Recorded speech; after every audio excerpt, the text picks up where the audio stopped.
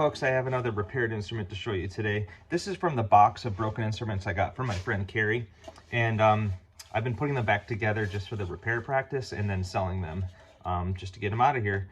This is an example of an instrument that probably shouldn't have been worked on. It was completely crushed and falling apart, and I just decided it would be good practice. So the back was off, the top was completely sat upon and broken. It has probably 10 cracks in it.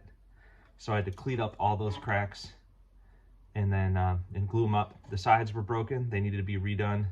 The back needed to be, all these cracks needed to be repaired and put back together. And then there's new braces in the whole thing. All the braces were off, so got new braces. And then also there's even a crack up here that had to be stabilized.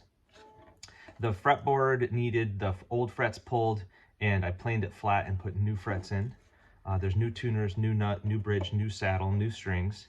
And because I got to take it all apart and put it back together, I could set the neck angle really good. So it's very playable compared to some of the old instruments.